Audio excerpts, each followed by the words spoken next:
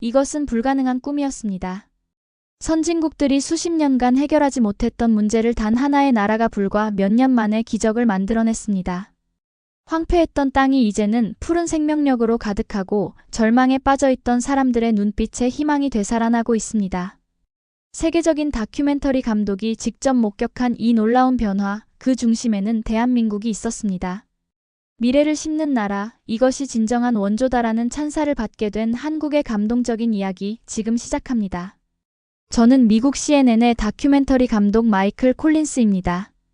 20년 넘게 세계 분쟁 지역과 개발도상국을 다니며 국제 원조의 현실을 카메라에 담아왔죠.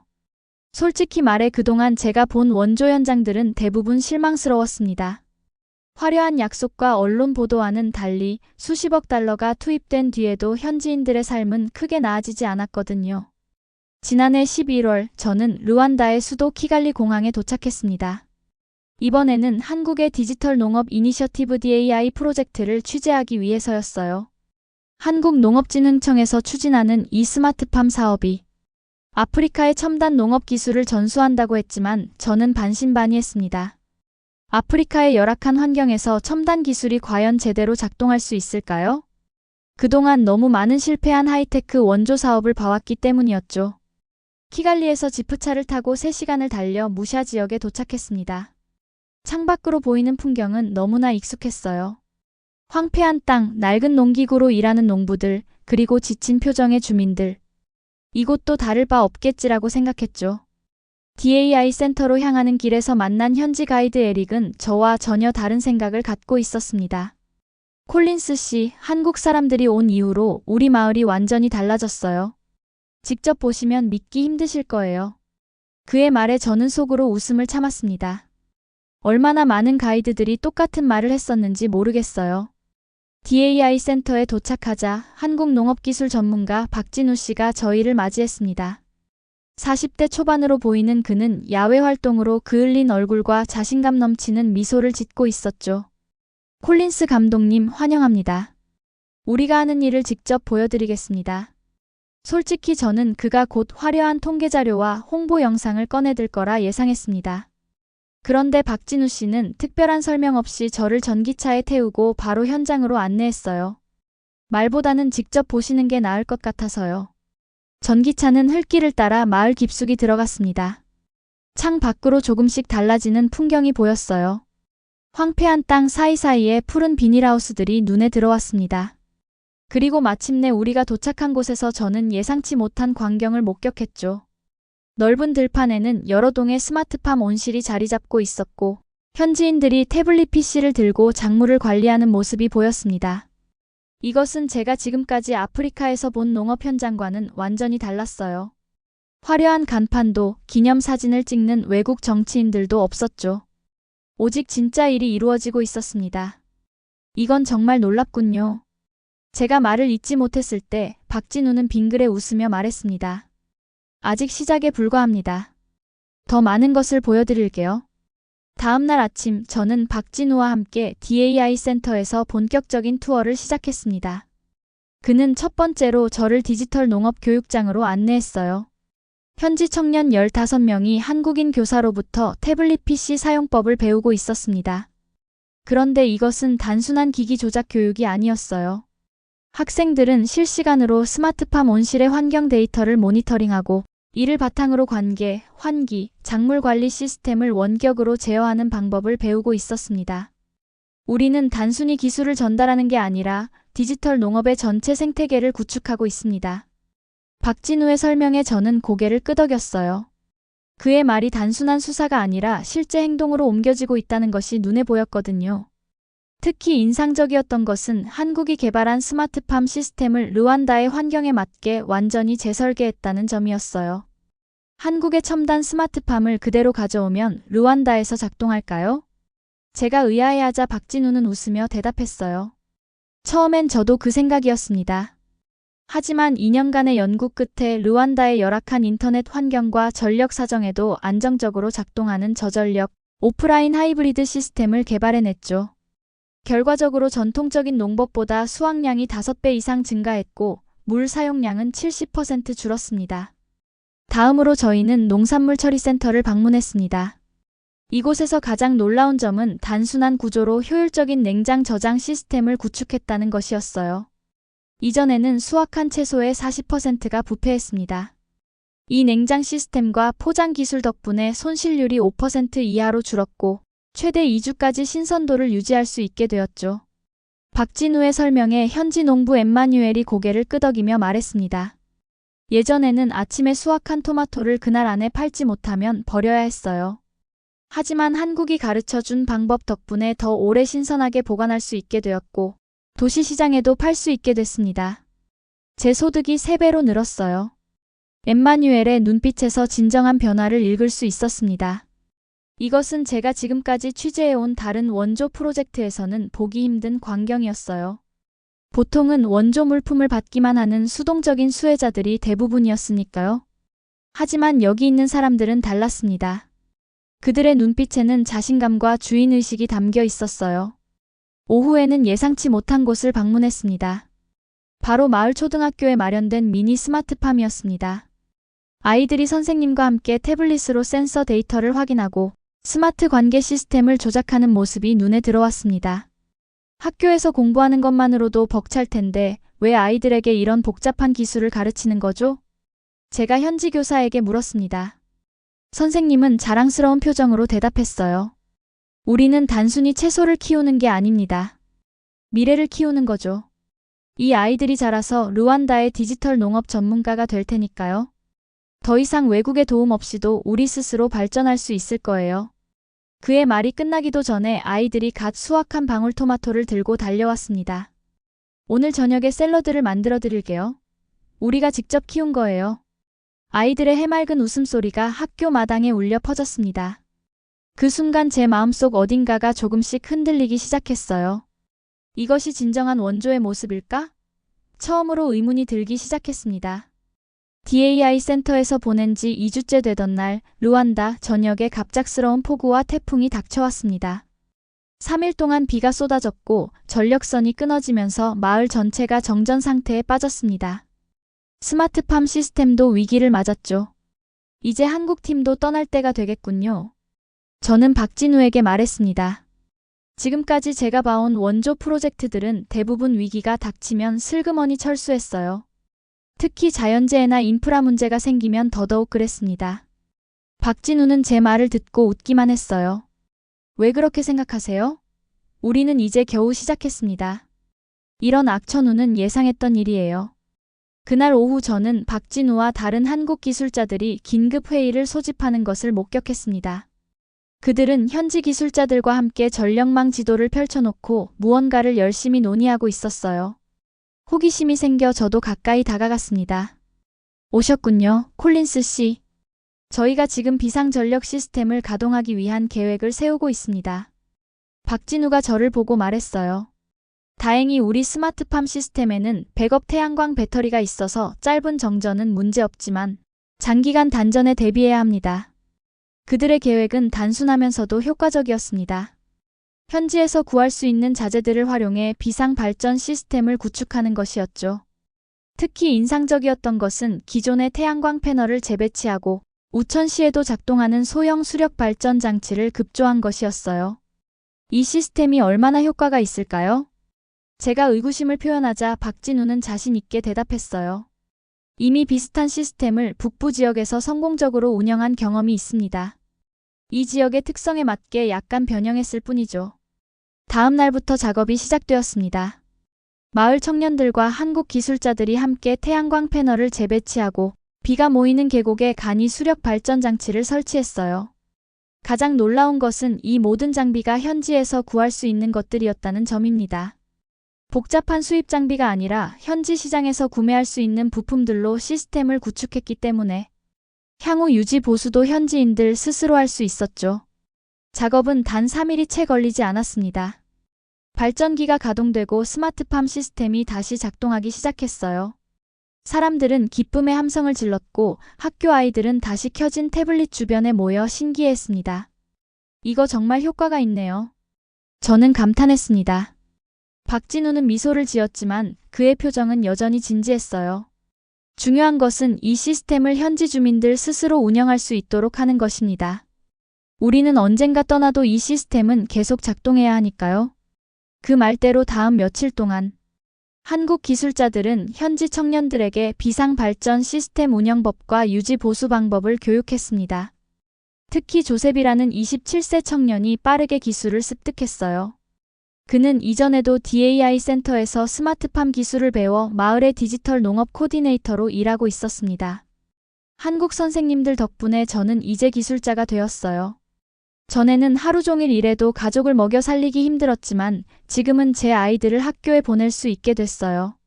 조셉이 자랑스럽게 말했습니다. 전에는 농사를 지어도 판매처가 마땅치 않았지만 이제는 스마트폰 앱을 통해 키갈리의 호텔과 레스토랑에 직접 납품하고 있어요. 중간 상인이 없으니 수입이 2배로 늘었죠. 태풍은 일주일 가까이 지속되었지만 스마트팜은 안정적으로 작동했습니다. 오히려 비상 상황에서 스마트팜의 자동화 시스템이 더 큰 가치를 발휘했다는 것이 놀라웠어요. 사람이 직접 가지 않아도 시스템이 작물을 관리해주니 위험한 날씨에도 농작물을 보호할 수 있었습니다. 한국 기술자들은 이 기회를 통해 재난 상황에서의 스마트팜 운영법을 가르쳤고 청년들은 이를 열심히 배웠습니다. 이 모든 과정을 지켜보면서 저는 한국의 원조 방식에 대한 생각이 완전히 바뀌기 시작했습니다. 그들은 단순히 일시적인 도움을 주는 것이 아니라 현지 상황에 맞는 지속 가능한 시스템을 구축하고 있었어요. 위기는 그들에게 떠날 이유가 아니라 더 나은 해결책을 찾을 기회였던 것입니다.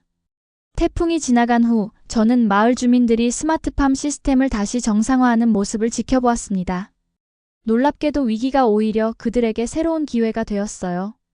비상 발전 시스템 덕분에 마을 사람들은 이제 불안정한 전력 상황에서도 안정적으로 농사를 지을 수 있게 되었거든요. 어느 날 아침 DAI 센터의 회의실에서 흥미로운 모임이 열렸습니다. 조셉을 포함한 10여 명의 청년 농부들이 모여 무언가를 열심히 논의하고 있었어요.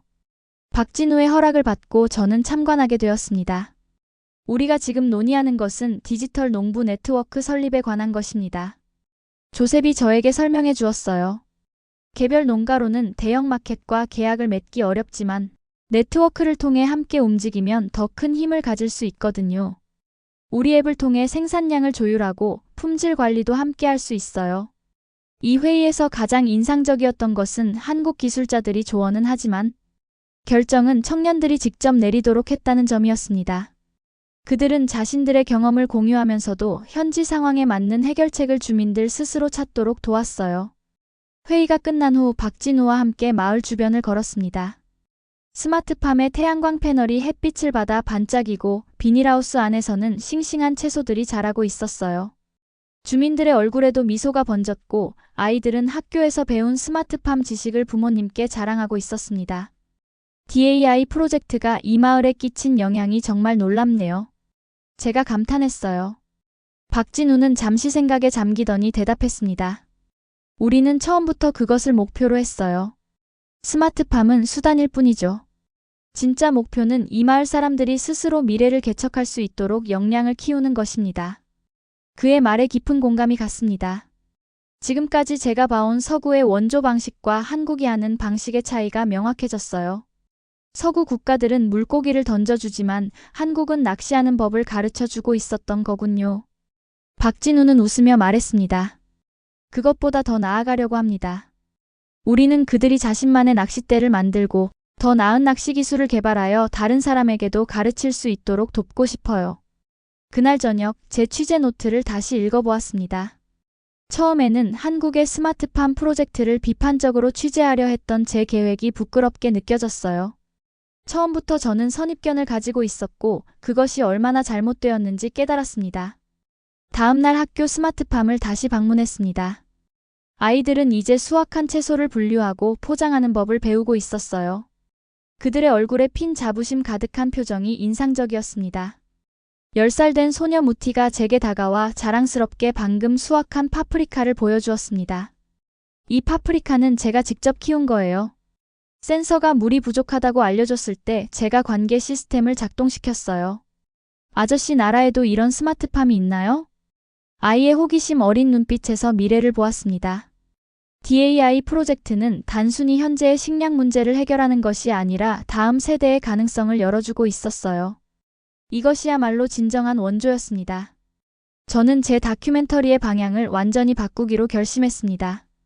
한국의 스마트팜 프로젝트가 어떻게 기존의 원조 패러다임을 뒤집고 진정한 자립을 이끌어내고 있는지 세계에 알려야 한다고 생각했어요.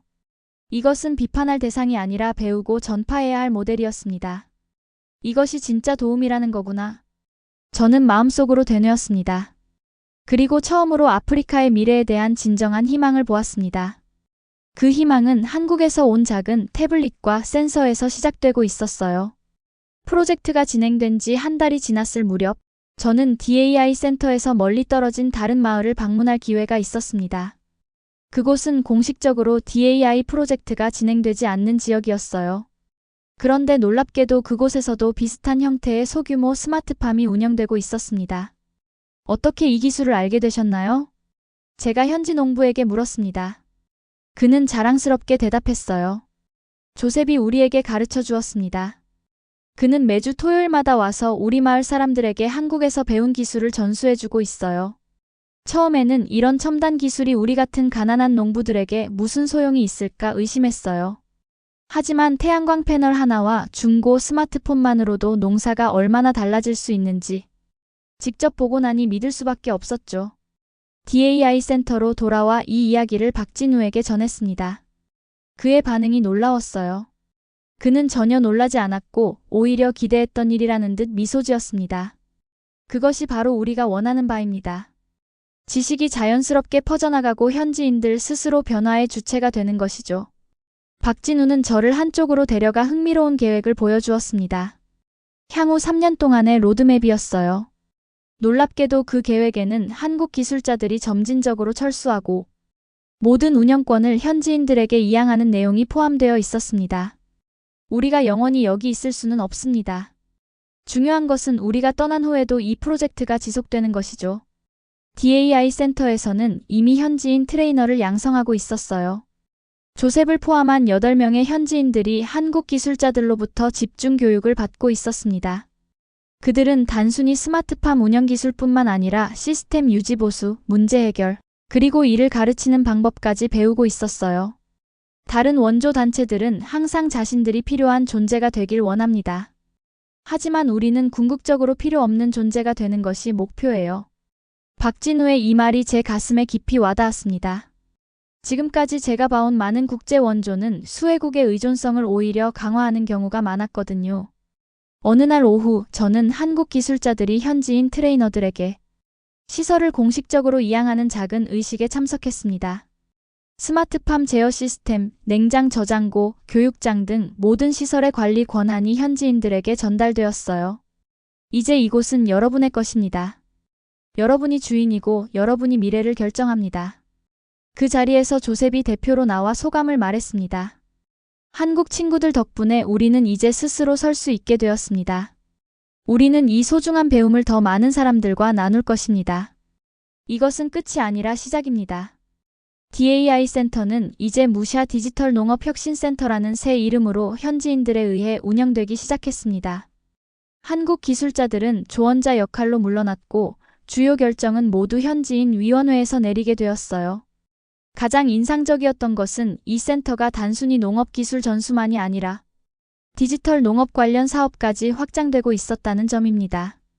스마트폰 앱 개발, 센서 수리 서비스, 소형 태양광 패널 설치 등 다양한 소규모 사업이 진행되고 있었어요. 이 사업들은 센터의 운영 자금을 확보하는 동시에 지역 경제에도 기여하고 있었습니다. 우리는 이제 한국의 도움 없이도 스스로 발전해 나갈 수 있습니다. 조셉의 이 말이 제 가슴에 깊이 와닿았습니다. 이것이야말로 진정한 원조의 성공이 아닐까요? 원조 제공국 없이도 스스로 지속할 수 있는 시스템을 구축하는 것 말이에요. 한국의 DAI 프로젝트는 단순한 기술 전수를 넘어 현지 농업 구조 자체를 변화시키고 있었고 그 중심에는 사람이 있었습니다.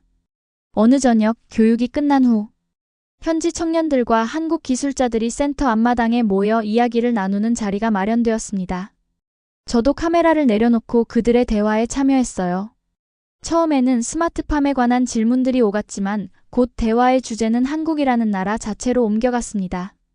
조셉의 동생인 23살 엠마누엘이 박진우에게 물었습니다. 박 선생님, 한국이 어떻게 이렇게 짧은 시간에 그렇게 발전할 수 있었는지 궁금해요. 저희도 배울 수 있을까요? 그 질문에 주변의 청년들도 관심을 보였습니다.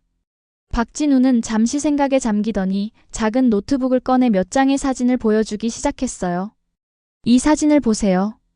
1953년 한국전쟁 직후의 서울입니다.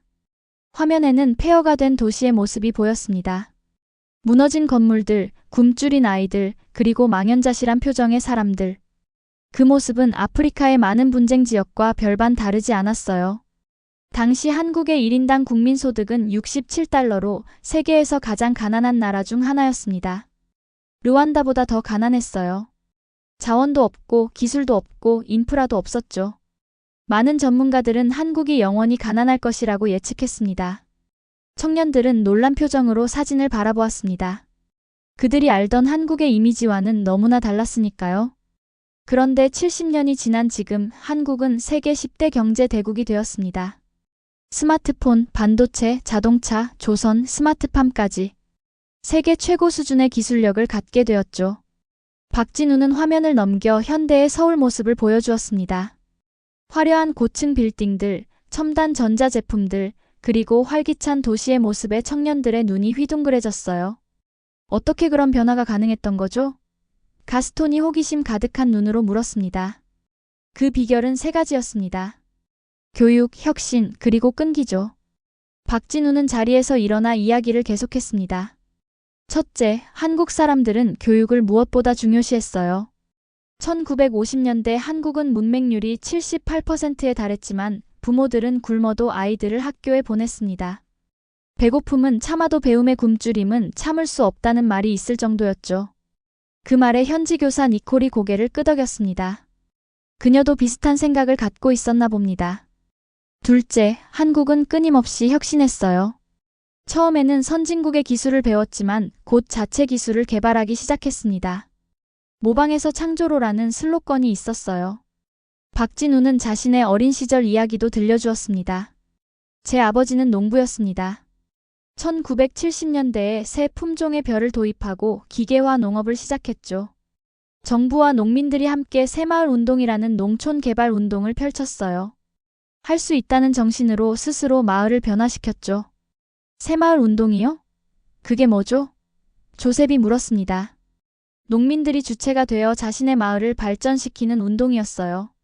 정부는 시멘트와 철근 같은 기본 자재만 제공하고 주민들이 직접 도로를 닦고 다리를 만들고 지붕을 개량했습니다. 우리의 마을은 우리 손으로라는 정신이었죠. 청년들의 눈이 반짝였습니다. 그것은 지금 그들이 배우고 있는 정신과 매우 닮아 있었으니까요. 셋째, 한국 사람들은 믿을 수 없는 끈기를 가졌습니다. 할 수 있다는 의지와 해내야 한다는 간절함이요. 우리는 그것을 한국 정신 또는 한이라고 부릅니다. 한이 뭐예요? 무티가 궁금해했습니다. 한은 어려운 상황에서도 포기하지 않고 더 나은 미래를 향해 나아가는 의지죠. 고난을 겪으면서도 그것을 에너지로 바꾸는 능력이에요. 이제 마당에는 거의 모든 마을 사람들이 모여들었습니다. 박진우의 이야기에 모두가 집중하고 있었어요. 가장 중요한 것은 한국의 발전이 외부의 도움만으로 이루어진 것이 아니라는 점입니다. 물론 초기에는 국제사회의 원조가 중요했죠. 하지만 궁극적으로는 한국 사람들 스스로가 주체가 되어 발전을 이끌었어요. 그는 후배 기술자에게 작은 노트북을 건네받아 짧은 영상을 보여주었습니다. 1960년대 독일에 파견된 한국 광부들과 간호사들의 흑백 영상이었어요. 이분들은 가난한 한국의 외화 획득을 위해 독일 광산과 병원에서 일하셨습니다. 그들이 번 돈으로 우리는 첫 번째 고속도로와 제철소를 건설했죠. 낮에는 힘든 노동을 하고 밤에는 선진 기술을 배웠습니다. 영상 속 한국 노동자들의 굳은 얼굴에서 결연한 의지가 느껴졌습니다. 청년들은 말없이 그 영상을 지켜보았어요. 70년대에는 많은 한국 젊은이들이 중동 건설 현장에서 일했습니다. 50도가 넘는 사막에서 도로와 빌딩을 지었죠. 그렇게 번 돈이 한국 경제 발전의 밑거름이 됐어요. 마을의 연장자인 토마스 노인이 말했습니다. 그런 이야기를 들으니 우리도 할 수 있을 것 같은 희망이 생깁니다. 한국이 그렇게 가난했다면 우리 르완다도 발전할 수 있지 않을까요? 박진우는 확신에 찬 표정으로 고개를 끄덕였습니다. 물론입니다. 르완다는 이미 아프리카의 싱가포르라 불릴 정도로 빠르게 발전하고 있어요. 그리고 르완다에는 한국보다 더 좋은 조건도 있습니다. 풍부한 자연과 농업 환경, 젊은 인구, 그리고 디지털 기술을 빠르게 수용하는 능력이요. 그의 말에 마을 사람들의 얼굴에 희망의 빛이 어렸습니다. 우리가 여러분에게 스마트팜 기술을 가르치는 이유는 단순히 농산물 생산량을 늘리기 위해서가 아닙니다. 르완다가 한국처럼 기술 혁신을 통해 발전할 수 있다고 믿기 때문이에요. 여러분은 우리보다 더 훌륭한 기술을 개발할 수 있습니다. 바로 그 순간 제 마음속에서 무언가가 확 깨닫는 느낌이 들었습니다. 한국의 원조가 다른 나라와 근본적으로 다른 이유를 이제야 이해한 것 같았어요. 그들은 자신들의 경험을 바탕으로 진심으로 아프리카의 발전을 믿고 있었습니다. 무티의 아버지가 조심스럽게 질문했습니다. 하지만 한국은 지금 선진국이 되었는데 왜 우리 같은 작은 나라를 이렇게 돕는 건가요? 무슨 이득이 있나요? 이 직설적인 질문에 잠시 침묵이 흘렀습니다. 그때 한국팀의 막내 기술자 김수연이 앞으로 나섰습니다. 제 할아버지는 한국전쟁 고아였습니다. 외국 원조 식량으로 살아남으셨고 외국 선교사가 세운 학교에서 공부하셨어요. 할아버지는 항상 말씀하셨습니다. 언젠가 우리도 도움을 줄 수 있는 나라가 되면 반드시 그 은혜를 갚아야 한다고요. 그녀의 진솔한 이야기에 모두가 감동한 듯 했습니다. 한국은 원조를 받던 나라에서 주는 나라로 바뀐 세계 유일의 국가입니다. 그것은 우리의 자부심이자 책임이기도 해요. 우리는 단순히 물건이나 기술을 전달하는 것이 아니라 우리의 경험과 극복의 지혜를 나누고 싶은 것입니다. 그녀의 말에 마을 사람들이 자발적으로 박수를 치기 시작했습니다. 그 소리는 점점 커져 마을 전체에 울려 퍼졌어요. 제가 그 자리에서 본 것은 단순한 기술 협력이 아니었습니다. 그것은 비슷한 역사적 경험을 가진 두 나라의 깊은 정서적 연대였어요. 가난했던 나라가 부유해진 후에도 그 경험을 잊지 않고 다른 이들의 발전을 진심으로 돕고자 하는 마음. 그것이 한국 원조의 진정한 차별점이었습니다. 마지막으로 센터를 떠나기 전 저는 한국 기술자들에게 물었습니다. 왜 이렇게 현지인들의 자립을 중요시하나요? 계속 한국의 영향력을 유지하는 것이 더 전략적이지 않을까요? 박진우의 대답은 간단했습니다. 한국도 과거에 많은 나라들로부터 도움을 받았습니다. 불과 60년 전만 해도 세계 최빈국 중 하나였던 우리나라는 국제사회의 원조로 재건했죠. 이제 우리가 그 도움을 되돌려줄 차례입니다. 그런데 우리는 과거 받았던 방식 그대로가 아니라 더 나은 방식으로 돕고 싶어요. 우리가 원하는 것은 르완다 사람들이 진정으로 발전하는 것이지 한국의 영향력 확대가 아닙니다. 그의 진심 어린 말에 제 눈시울이 뜨거워졌습니다. 이것이 바로 한국이 다른 원조 국가들과 차별화되는 점이었습니다. 그들은 진정으로 르완다 사람들의 자립과 발전을 원하고 있었어요. 취재를 시작한 지 2달이 지난 어느 날 아침, 저는 숙소에서 컴퓨터 앞에 앉아 고민에 빠졌습니다. 원래 이 취재의 목적은 첨단 기술 기반 원조 프로젝트의 한계를 비판적으로 분석하는 것이었어요.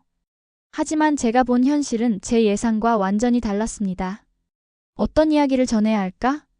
생각에 잠겼을 때 문득 DAI 센터에서 만난 가스톤의 얼굴이 떠올랐습니다. 그는 제 꿈은 한국처럼 만드는 거예요 라고 말했던 아이였죠. 그 순간 가스톤의 눈에서 본 꿈과 의지가 제 마음을 두드렸습니다. 결심을 굳힌 저는 지금까지 작성해온 다큐멘터리 구성을 완전히 새로 작성하기 시작했습니다. 제목은 디지털 희망의 씨앗 한국이 아프리카에 심은 미래로 정했어요. 프로젝트가 진행된 지 한 달이 지났을 무렵 저는 DAI 센터에서 멀리 떨어진 다른 마을을 방문했습니다. 놀랍게도 그곳에서도 비슷한 형태의 소규모 스마트팜이 운영되고 있었어요. 현지 농부는 조셉이 매주 토요일마다 와서 한국에서 배운 기술을 전수해주고 있다고 설명했습니다. DAI 센터에서는 이미 현지인 트레이너를 양성하고 있었어요. 조셉을 포함한 8명의 현지인들이 한국 기술자들로부터 집중 교육을 받고 있었습니다. 센터는 이제 무샤 디지털 농업 혁신센터라는 새 이름으로 현지인들에 의해 운영되기 시작했습니다. 마지막 날 저녁 마을 사람들이 작별 파티를 열어주었습니다. 파티가 한창일 때 조셉이 마이크를 들고 일어나 놀라운 소식을 전했어요. 저희 센터가 르완다 혁신기술상을 수상했고 내년부터 유럽연합의 지원을 받아 주변 10개 마을로 스마트팜을 확장하기로 했습니다. 환호성이 터져나왔고 마을 사람들은 기쁨에 춤을 추기 시작했습니다. 불과 몇 년 전까지만 해도 가난에 허덕이던 마을이 이제는 혁신의 중심지가 된 것입니다. 뉴욕으로 돌아온 후 제 다큐멘터리가 CNN 특별 프로그램으로 방영되었습니다. 디지털 희망의 씨앗 한국이 아프리카에 심은 미래는 예상보다 훨씬 큰 반향을 일으켰어요. 특히 젊은 세대들 사이에서 아프리카의 디지털 농업에 대한 관심이 높아졌습니다. 다큐멘터리 방영 이후 대한민국과 UN 식량농업기구 FAO의 협력 강화를 위한 MOU가 체결되었고 한국의 디지털 농업 기술 전수 모델이 FAO의 주요 프로그램으로 채택되었습니다. 박진우의 이메일에는 우간다, 탄자니아, 에티오피아에서도 한국의 스마트팜 모델을 도입하고 싶다는 요청이 늘고 있다는 소식이 담겨 있었어요. 그리고 가스톤이 환하게 웃는 사진과 함께 저도 커서 한국처럼 발명가가 될 거예요. 라는 메시지도 있었습니다. 6개월 후 저는 UN에서 개최된 지속가능한 농업혁신 포럼의 연사로 초청받았습니다. 그곳에서 르완다에서 경험한 한국의 스마트팜 이야기를 나누었습니다. 진정한 원조는 의존성을 만드는 것이 아니라 자립을 가능하게 하는 것입니다. 한국이 르완다에서 보여준 것처럼요. 지금도 저는 종종 르완다의 그 마을을 생각합니다. 제 아들은 르완다 아이들과 정기적으로 화상통화를 하며 서로의 스마트팜 경험을 나눕니다. 국경을 넘어 이어진 이 우정은 다음 세대가 함께 만들어갈 더 나은 세상의 씨앗이 되고 있어요. 매일 아침 제 아파트 작은 스마트 정원을 보며 저는 기억합니다. 한국의 경험은 르완다의 단순한 기술 이상의 것을 전달했습니다. 그것은 우리도 할 수 있다는 자신감, 우리도 발전할 수 있다는 희망이었습니다. 제 이야기는 여기까지입니다. 미국 CNN의 다큐멘터리 감독 마이클 콜린스였습니다. 긴 이야기 들어주셔서 감사합니다. 여러분, 오늘 사연 어떠셨나요? 여러분의 생각과 경험도 댓글로 나눠주세요. 그리고 이 감동적인 이야기가 더 많은 분들께 전해질 수 있도록 좋아요와 구독, 알림 설정도 부탁드립니다. 앞으로도 세계가 놀라는 대한민국의 위대한 이야기를 계속해서 전해드리겠습니다. 오늘도 행복한 하루 되세요. 긴 영상 시청해주셔서 감사합니다. 오늘도 저희 글로벌 감동 튜브는 대한민국을 응원합니다. 감사합니다.